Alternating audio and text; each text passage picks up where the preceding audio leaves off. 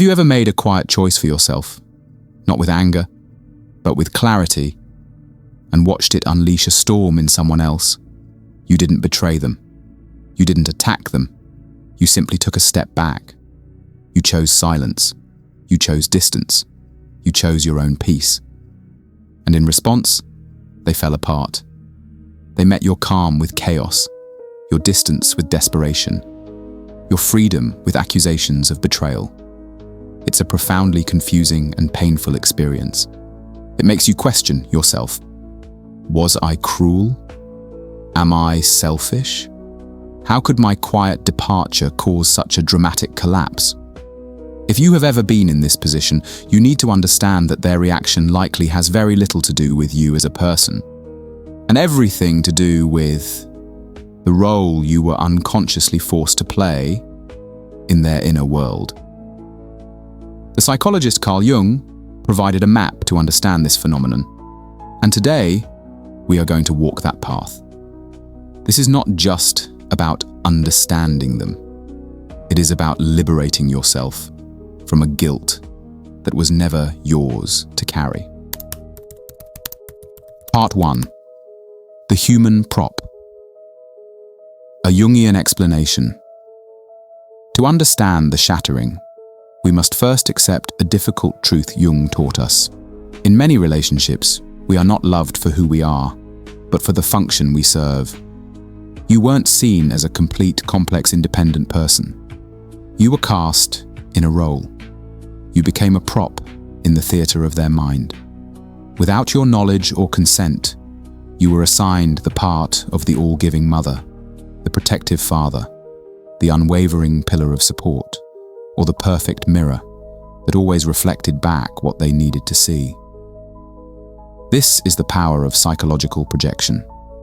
As Jung put it, people who are not in touch with their own inner world will unconsciously project those missing parts of themselves onto others. They don't build a relationship with you. They build it with the idea of you that makes them feel stable and whole. Your presence wasn't just comforting. It was structural. You were the stone holding their emotional archway together. So when you chose to quietly walk away, you didn't just leave a relationship. You removed a critical piece of their psychological architecture. And the structure they built around you, an architecture of fantasy, came crashing down. Part 2.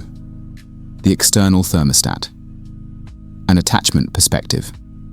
This Jungian idea is powerfully supported by modern psychology, specifically attachment theory, pioneered by John Bowlby. Our earliest relationships form a blueprint for how we connect with others as adults. For those who grew up with inconsistency or emotional neglect, a deep-seated fear of abandonment can form. This is known as anxious attachment. A person with an anxious attachment style doesn't just connect with you. They cling to you. They use you as an external thermostat to regulate their own inner temperature. Your predictable texts calm their anxiety. Your presence soothes their fear. Your approval validates their existence. You become the steady hand that keeps their inner world from overheating with panic or freezing with despair. This dynamic creates an unspoken contract. Your job is to be predictable. So when you start to prioritize your own needs, when you need space, when you set a boundary, when you don't respond immediately, you are not just asking for breathing room. In their mind, you are turning off the thermostat. Your need for autonomy is perceived as an act of abandonment. Your silence is interpreted as a threat.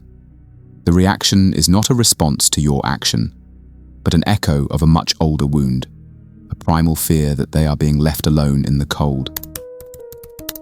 Part 3. The unsevered cord, a forced psychological birth.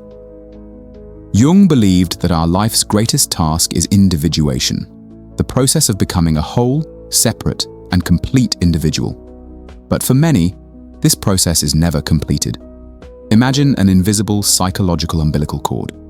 In infancy, We are fused with our caregivers in a state Jung called symbiotic identity. We don't know where we end and they begin. Growing up is the slow, steady process of severing that cord to become our own person. But sometimes that cord is never fully cut. An adult can walk through the world still psychologically fused with others, seeking a host to replace the original symbiotic relationship. When you enter into a relationship with such a person, you don't just become their partner or friend, you become their other half. Your identity becomes entangled with theirs. And so, when you decide to leave, because you are exhausted, or because the relationship has become toxic, you are doing something terrifying. You are forcing a psychological birth. You are holding up a mirror and saying, "We are not one entity. I am me, and you are you." For someone living in a state of fusion, this is not a breakup. It is an amputation.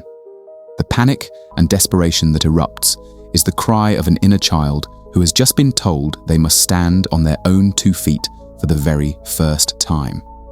The intensity of their pain is not a measure of their love for you, but a measure of the depth of their fusion with you. Part 4. The unspoken contract. When love becomes control. At the heart of these relationships, love has often been replaced by something else: control. It's a quiet, unspoken contract where you are expected to trade your autonomy for their stability. The psychologist and philosopher Erich Fromm made a beautiful distinction that applies here. Immature love says, "I love you because I need you." Mature love says, "I need you because I love you." In the dynamic we are describing, the phrase is always, "I need you." Your role is to be needed. But when you evolve, when you heal, when you no longer participate in this unspoken contract, the illusion of control is shattered. Their anger is not the anger of a lover who has been left. It is the anger of a ruler whose authority has been questioned. Your freedom is a rebellion against their unconscious regime. You have breached the contract that said you would always be there, predictable and unchanging, to serve their emotional needs. This is why your simple act of self-preservation can be framed as a cruel act of aggression. Part 5. The gaze into the void. It is crucial to understand this, because it will arm you against the guilt they will try to make you feel. The theatricality of their pain, the dramatic accusations, the desperate pleas. These things feel deeply personal, but they are not. When you leave, you take the mirror with you, and for the first time, they are forced to look at themselves without your reflection distorting the view. What they see is the inner emptiness, the unresolved trauma, the lack of self-worth that they were using you to cover up. Their panic is the panic of staring into their own void. The pain they feel is real, but it is a pain that you did not create, and it is a pain that you can never heal for them. To continue sacrificing yourself to fill that void is not an act of love. It is an act of codependency that keeps both of you from ever becoming whole. Part 6. Your right to freedom. The final act. The journey to your own individuation, as Jung taught, requires you to break these unconscious contracts. It requires you to disappoint people who have benefited from your lack of boundaries. It requires you to choose the difficult path of becoming yourself over the easier path of being what someone else needs you to be. You will be called selfish. You will be accused of being cold and cruel. This is the last attempt of the old dynamic to pull you back in, using guilt as its final weapon. But your freedom is not cruelty. It is a fundamental human right. As the philosopher Lao Tzu wisely said, "When I let go of what I am, I become what I might be." You must let go of the role you were assigned so you can become who you truly are. Your departure while painful for the other person, is not an attack. It is, in fact, the most honest and respectful thing you can do. You are refusing to participate in a fantasy. You are handing their life back to them and taking back your own. Their crisis may be the very catalyst they need to finally begin their own journey of healing, to cut the cord, to face the void, and to learn how to generate their own warmth. But that is their journey, not yours. Your responsibility is to the truth of your own soul. Your purpose is not to be a prop in someone else's play. It is to become the author of your own story. And that story begins the moment you have the courage to quietly, respectfully, and unapologetically walk off the stage.